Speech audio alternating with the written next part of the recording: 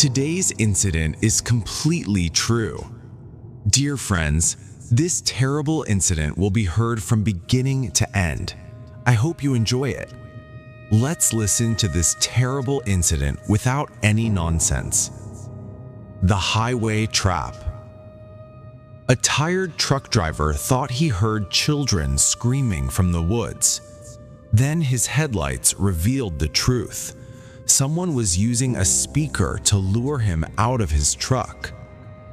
After driving for hours with almost no sleep, Kevin spotted a purple dress, children's shoes, and scattered clothing along a deserted road between North Dakota and Montana. When screams echoed from both sides of the forest, he aimed his headlights into the trees and saw several people hiding with a massive speaker. Full story: the highway trap. My name is Kevin. I've been a trucker for Variant Companies for the better part of 15 years now. Things have become pretty routine at this point. Pick up the goods and materials, verify them for accuracy, and deliver them as instructed. We're not paid by the hour, so efficiency is the most important thing in this line of work. For someone like me who's been doing this forever, I like to think I can outwork all these young guns that are snapping these jobs up. This isn't always great though. Usually I push myself to the absolute limit when it comes to functioning on barely any sleep. 4 years ago, I was working for a warehouse based in North Dakota. For anyone who doesn't know, North Dakota is one of the flattest states, which makes trucking a little easier. This also meant that skipping out on a few hours of sleep could mean the difference between employment and getting the sack. It was a chilly Tuesday morning in May. The beginning of the week meant that more loads needed to be shipped, which meant more work for me. I wanted to knock it all out in one shot, so I traced my route into Montana accordingly, planning on not stopping even once to sleep. I hit the road a few hours after lunch, expecting to reach my destination very early the next morning. I pushed the semi as much as possible, doing maybe a couple over the speed limit. It was getting late, and I remember rubbing the crust from my eyelids as the clock ticked past midnight. I was having trouble keeping my eyes open, but I only had about an hour left in this drive, so I gritted my teeth and kept going. My buddy Tristan, who was also a trucker, introduced me to smelling salts when I first started out. If you don't know, smelling salts are basically some kind of crystals in a little bottle. One sniff and you're wide awake. You had to be careful though. Too many back-to-back uses could be dangerous, or at least that's what Tristan told me. They burn your nose a little bit, but whenever I needed a boost, I'd reach for the smelling salts first. This was one of those times. I took a big whiff and shot my head back, my reflexes taking over. I felt the adrenaline course through my body, and I hoped the feeling would last the rest of the drive. A half hour shot by and I was really struggling. I felt myself start to doze off, and the blare of my truck thrifting into the shoulder jolted me awake. This was getting dangerous, I thought. I had to pull off. I was all alone on the highway, but there was nowhere to pull off. There was just woods on either side of me. I slowed the truck down, searching desperately for somewhere to pull over. At this low speed, my headlights pierced through the darkness and I was able to see a lot more. As I looked around, I saw something that confused me. There was a purple dress lying in the middle of the road. What the hell? I thought, rubbing my eyes. Was I hallucinating? I blinked like 6 times just to make sure I wasn't going crazy. It was real. I approached the dress with my truck and stared at it as I rolled by. In hindsight, this should have been more of a red flag, but I think I was just too exhausted to process what was going on.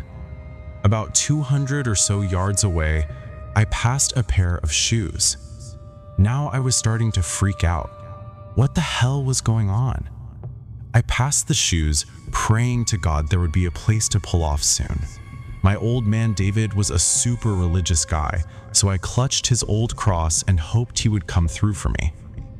A little further up the road, I saw a bunch more random clothing, some of which looked like little kids' clothing. This time, I stopped the truck. The panic started to set in. Something was very, very wrong. I sat in the driver's seat with the truck at a standstill. I was expecting something to happen, but it never did. So I did what my instincts told me to do. I stepped out of the truck and went to inspect the clothing. I still remember the feeling of the chilly morning air piercing my skin, which definitely helped my exhaustion. I approached the pile as cautiously as I could. It was indeed kids' clothing. It looked like there were both boy and girl pieces of clothing in the pile. I looked around into the woods, but I couldn't see much of anything in the darkness.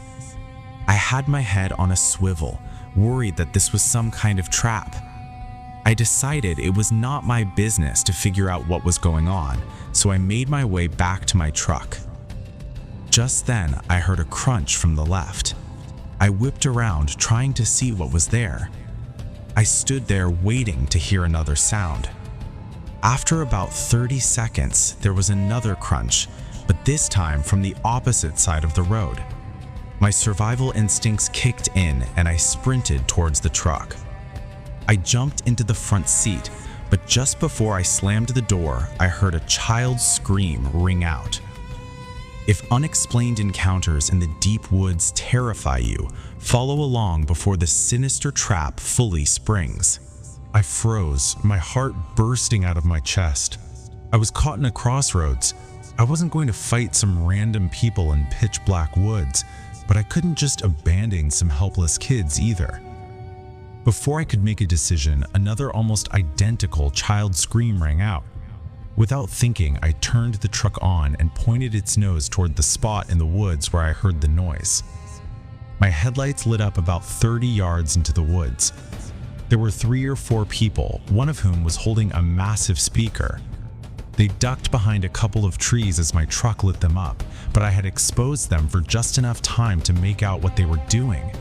They hid from the light before I could really make out any distinctive features, but I swear on my old man David's grave, they were holding up a speaker trying to lure me into the woods with a fake kid screaming. I was just in shock. I just sat there staring at the trees those people had just hid behind. I reached for my phone to call the police, but before I finished dialing, I heard a thump from the body of the truck. Someone had thrown something from the other direction. I was done. I turned back to face the road and slammed on the gas. As I sped off, I could make out a person on the other side of the road. He shouted something I couldn't understand before launching something at the truck that cracked the glass of my passenger side window.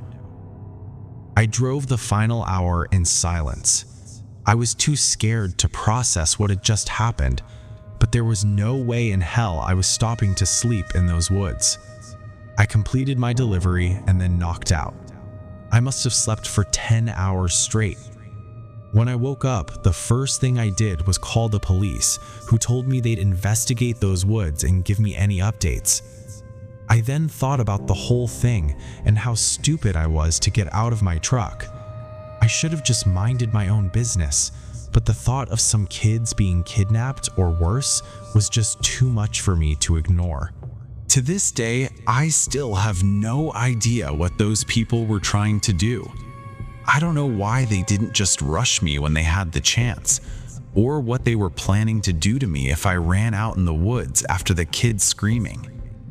In all my years of being a trucker, nothing has ever come close to being as strange or downright terrifying as this experience. When the driver heard the second identical scream echo from the dark trees, he had 2 distinct choices. Either lock his doors and drive away to ensure his own survival, or walk blindly into the woods to search for the crying children. Which of these 2 actions would you have chosen to survive the night? How did you like this incident? Be sure to let us know in the comments. Thank you all.